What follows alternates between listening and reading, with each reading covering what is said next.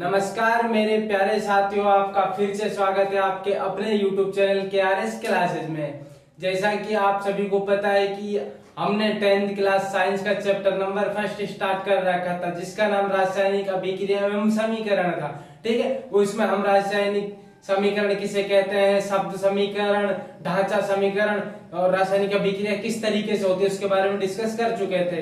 जो आज का टॉपिक है बड़ा ही शानदार होने वाला है, जिसमें हम पढ़ने वाले हैं कि कोई भी अभिक्रिया दी हुई होती है उसे हम संतुलित किस तरीके से कर सकते हैं। ठीक है, यानी कोई भी ढांचा समीकरण दी हुई होगी उसे किस तरीके से संतुलित करेंगे उसके बारे में डिस्कस करेंगे। ठीक है, तो वीडियो को लाइक कीजिए और अपने चैनल को सब्सक्राइब कीजिए और वीडियो को पूरा देखिए। तो देखिए दोस्तों कि कोई भी रासायनिक अभिक्रिया होती है, ठीक है, उसको संतुलित करने की आवश्यकता क्यों होती है, उसको संतुलित करते क्यों हैं हम, उसके बारे में देखेंगे। तो देखो, द्रव्यमान संरक्षण का नियम कहता है कि कोई अभिक्रिया है, ठीक है, अभिक्रिया से पहले वाले पदार्थ को क्या बोलते हैं हम, अभिकारक। उनका द्रव्यमान तोले और जो पदार्थ बनेगा क्या बनेगा, उत्पाद बनेगा, प्रोडक्ट बनेगा, उसका द्रव्यमान क्या होता है, बराबर होता है। बात समझ आई? यानी कि अभिक्रिया से पहले का द्रव्यमान और अभिक्रिया के पश्चात बनता है जो पदार्थ, उसका द्रव्यमान क्या होगा, बराबर होगा। जैसे कि एग्जांपल है, जैसे दूध हमने जमाया, ठीक है, दूध जमाया और उसके बाद दूध था वो क्या था, अभिकारक, और उसके बाद जो बन रहा है क्या बन रहा है, दही, उसका द्रव्यमान और दूध का द्रव्यमान दोनों क्या होगा, बराबर होगा। ठीक है, तो इसी नियम के अनुसार कोई भी रासायनिक अभिक्रिया होती है उसको संतुलित किस तरीके से करते हैं। देखो, द्रव्यमान संरक्षण का नियम, किसी भी रासायनिक अभिक्रिया में न तो द्रव्यमान का निर्माण होता है न ही विनाश होता है।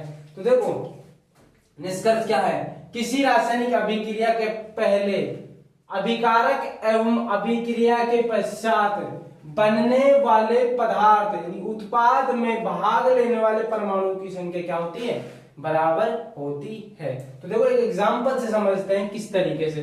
जैसे कि मैंने पिछले लेक्चर में देखा था, Mg प्लस ऑक्सीजन की जब अभिक्रिया कराई जाती है, यानी मैग्नीशियम को जब ऑक्सीजन की उपस्थिति में जलाया जाता है, क्या किया जाता है, जलाया जाता है, तो क्या बनता है, MgO बनता है। क्या बनता है भाई, MgO।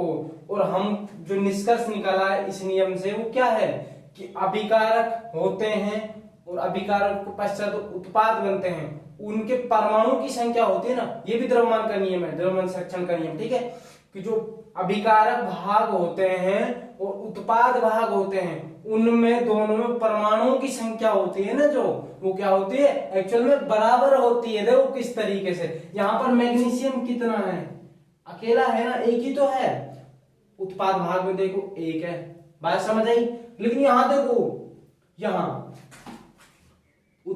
अभिकारक भाग में ऑक्सीजन की संख्या कितनी है, अभिकारक भाग में दो है ना, लेकिन वहां देखो कितनी, एक।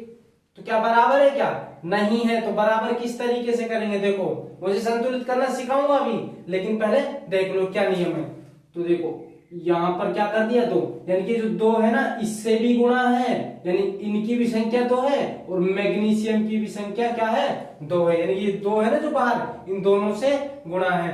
तो ऑक्सीजन की संख्या कितनी होगी उत्पाद भाग में, दो हो गई, और मैग्नीशियम की उत्पाद भाग में कितनी है, दो है, लेकिन अभिकारक भाग में कितनी है, एक है। तो अगर दो करनी है तो क्या करेंगे, दो से मल्टीप्लाई कर देंगे। बात समझ आई? तो यही नियम तो है। ये क्या बोल रहा है, देखो किसी रासायनिक अभिक्रिया के पहले अभिकारक ठीक है, एवं अभिक्रिया के पश्चात बनने वाले पदार्थ यानी उत्पाद में भाग लेने वाले परमाणुओं की संख्या क्या होती है, बराबर होती है। देखो यहाँ पर दो मैग्नीशियम है तो यहाँ पर भी दो ही मैग्नीशियम है, परमाणु भाग ले रहे हैं जो परमाणु बोलते हैं इनको, ठीक है, यहाँ भी दो ही है तो यहाँ भी दो है, ऑक्सीजन यहाँ पर दो है तो देखो दो से इसको गुणा कर देंगे तो ये भी दो ही है। आई बात समझ में? अब आगे देखिए कि रासायनिक समीकरण को संतुलित करने हेतु चरण, मतलब कोई भी रासायनिक अभिक्रिया को हम संतुलित करना चाह रहे हैं, ठीक है, तो रासायनिक अभिक्रिया को संतुलित करने से पहले हम क्या क्या करना चाहिए, ठीक है, उसमें क्या क्या काम करेंगे जिससे वो रासायनिक अभिक्रिया क्या हो जाए, संतुलित हो जाए। आई बात समझ में? तो क्या होती है इस विधि को जो रासायनिक समीकरण को संतुलित करने हेतु जो चरण होते हैं उनको क्या बोलते हैं, हिट एंड ट्रायल विधि। यानी कि रासायनिक अभिक्रिया दी हुई होगी हमें, उसको हमें संतुलित करना है तो किस विधि से करेंगे, हिट एंड ट्रायल विधि से करेंगे। आई बात समझ में। ये कोई रासायनिक अभिक्रिया दी हुई है, हमें इसको क्या करना है, हमको संतुलित यानी बैलेंस करना है। बात समझ आई।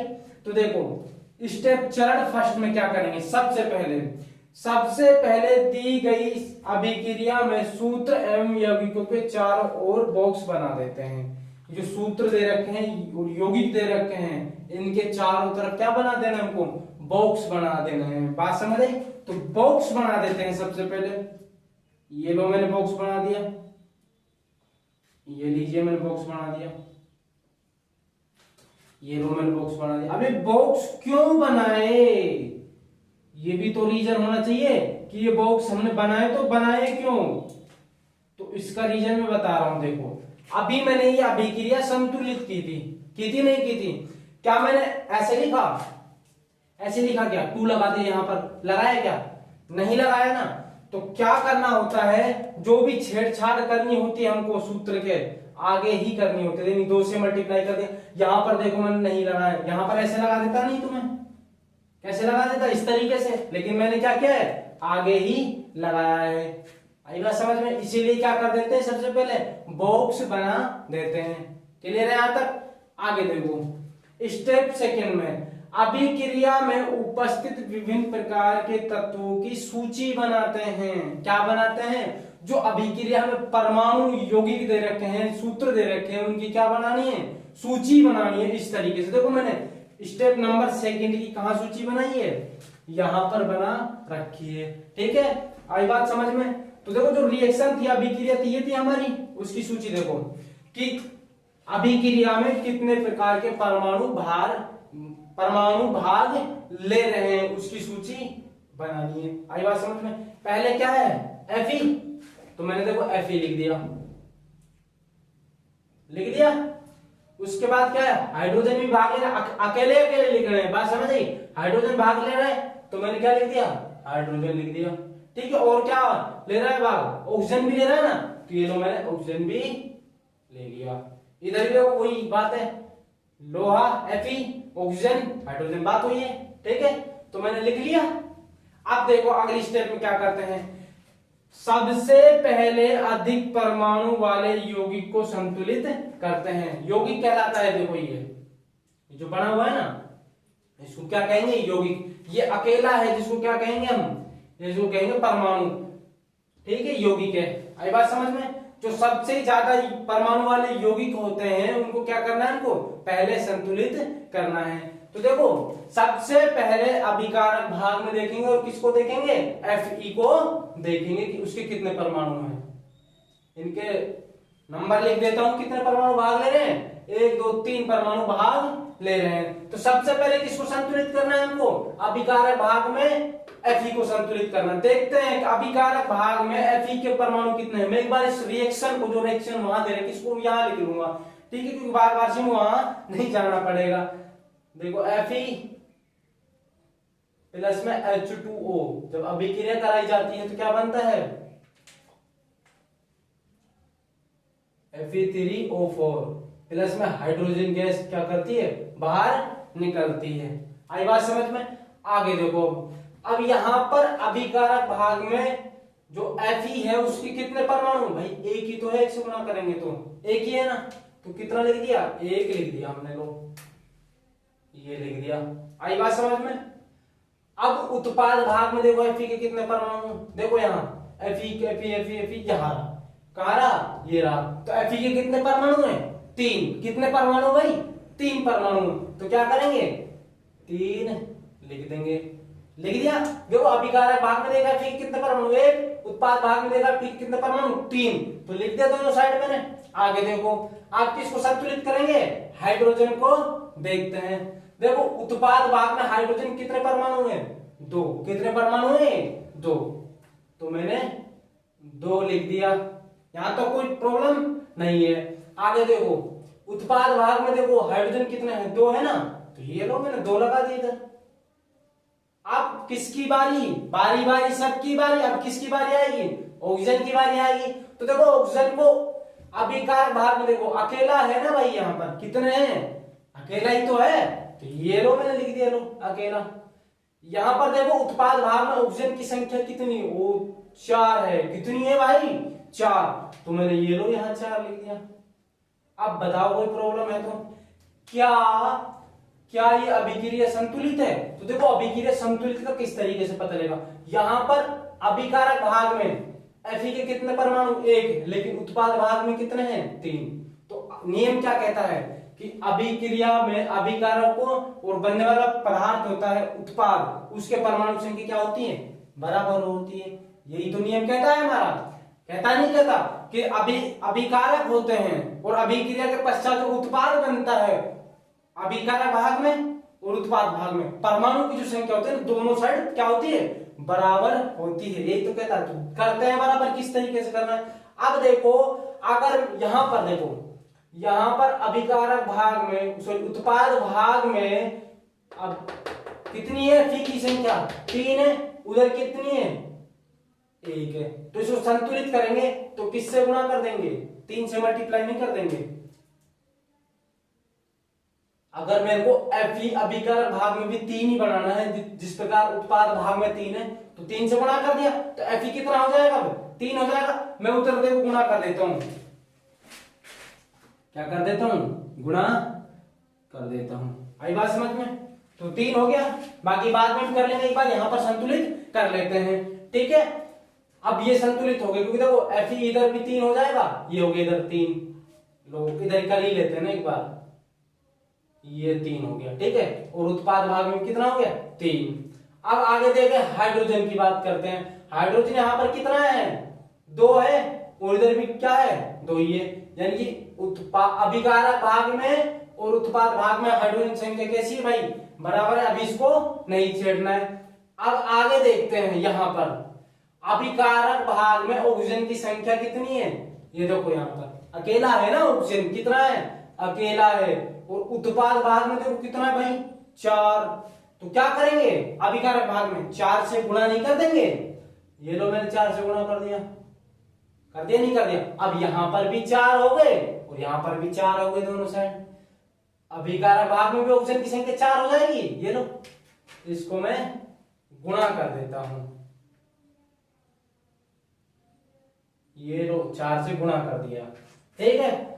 यहां पर कितना है ऑक्सीजन 4, मैंने क्या कहा था अभी थोड़ी देर पहले, ये भी इससे गुणा होगा और ये भी इससे गुणा होगा, यानी कितना हो जाएगा ऑक्सीजन 4, और यहां पर भी कितना 4, तो ये बराबर हो गया। लेकिन देखो यहां पर एक गड़बड़ी हो गई, क्या गड़बड़ी हो गई, ये हाइड्रोजन कितने थे 2, अब 2 को जब 4 से गुणा करेंगे कितने हो जाएंगे भाई 8 नहीं हो जाएंगे, क्या होंगे नहीं होंगे, तो देखो अभिकारक भाग में तो हाइड्रोजन कितने हैं 8 है, अरे भाई ये 2 चौके 8 नहीं हो जाएंगे क्या, यहां पर कितने हो गए 8, कितने हाइड्रोजन की बात कर रहा हूं, ऑक्सीजन तो 4 ही है, लेकिन हाइड्रोजन देखो 2 चौके 8, और उत्पाद भाग में देखो कितने हैं 4 ही तो हैं।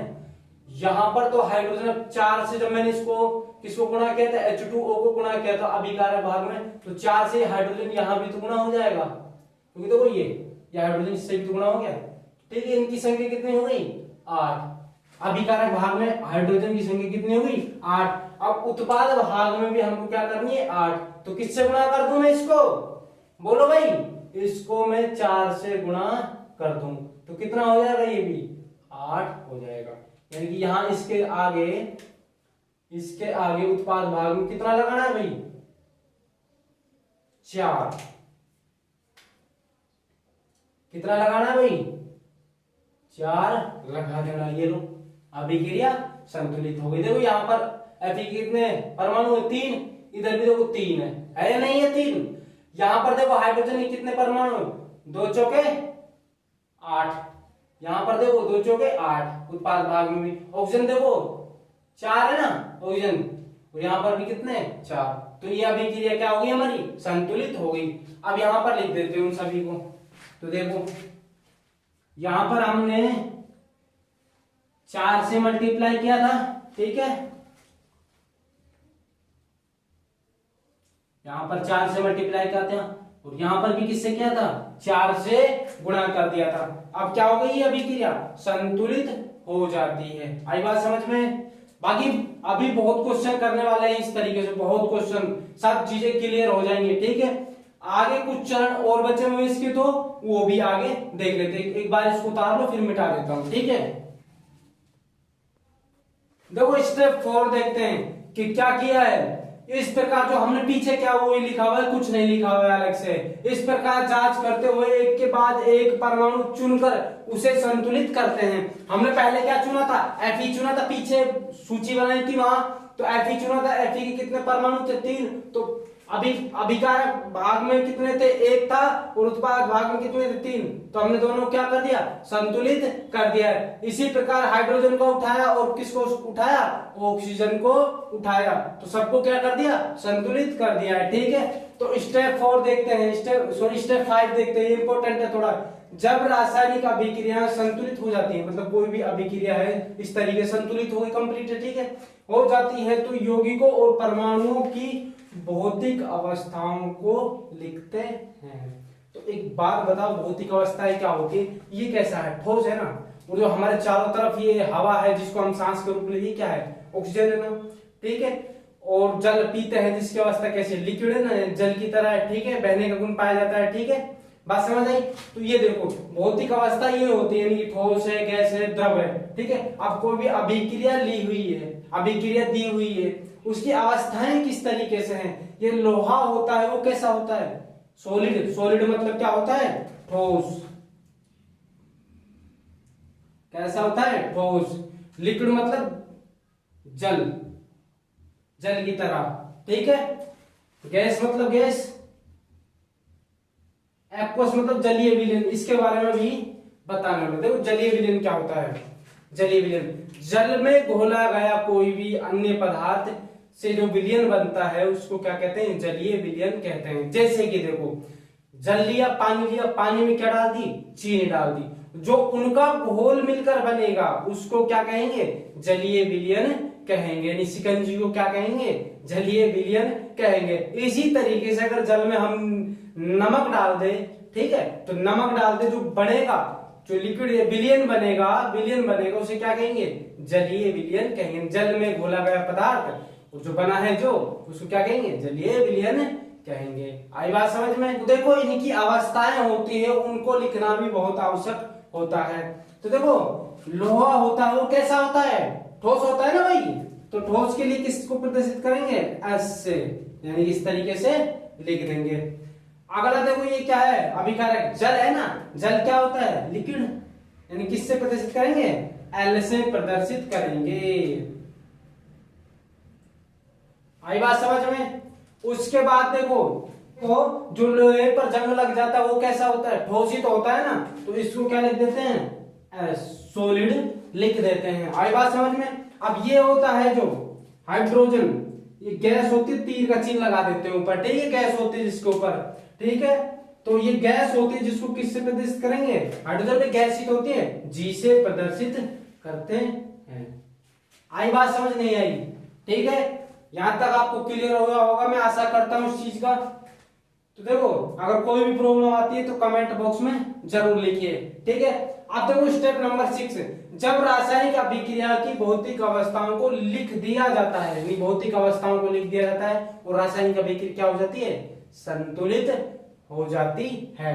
तो उसके बाद क्या करते हैं, तब सूत्र और यौगिकों, के लगाना भूल गया तो के लगा लो, यौगिकों के चारों ओर लगाए गए बॉक्सों, जो बॉक्स है ना, इनको हटा लिया जाता है। क्या कर लिया जाता है, हटा लिया जाता है। अब जो समीकरण प्राप्त होती है वो संतुलित समीकरण प्राप्त होती है। तो ठीक है, अब इनको हटा देंगे बॉक्सों को, तो 3Fe प्लस में ये कैसा है, ये सॉलिड है ना भाई, लोहा, तो इसकी अवस्था को लिख दिया, ठीक है, प्लस। आप देखो आगे H2O, 4 है ना इसके आगे, तो 4 परमाणु ले रहे हैं इसके, ये लो, और इसकी अवस्था कैसी है, L है ना, तो ये लिक्विड लगा दिया मैंने, ठीक है, अवस्था लिक्विड ही तो है। आगे देखो Fe3O4 ये क्या है, सॉलिड है, तो मैं इसको लिख देता हूं Fe3O4। ये कैसी अवस्था है इसकी, सॉलिड है यानी ठोस है। ये लो प्लस में 4H2 ये क्या है, गैस। तो इसकी अवस्था को दर्शा देते हैं, ये लो। तो इस तरीके से हमारी जो समीकरण प्राप्त हुई है, इन बॉक्सों को हटा दिया, इनकी अवस्थाओं को लिख दिया, जो समीकरण प्राप्त हुई है कैसी समीकरण है, संतुलित समीकरण है। और इसको शुद्ध करने के लिए क्या करते हैं, ताप दाब आदि को भी इसके ऊपर लिख देते हैं, ठीक है ना, बात समझ आई। तो अगले जो नेक्स्ट वीडियो होगी, नेक्स्ट लेक्चर होगा हमारा, उसमें हम काफी समीकरणों को और क्लियरिटी से संतुलित करना सीखेंगे, ठीक है। और कुछ एक क्वेश्चन है जिनको करने वाले हैं, ठीक है। तो वीडियो को ज्यादा से ज्यादा लाइक कीजिए, शेयर कीजिए और अपने चैनल को सब्सक्राइब कीजिए।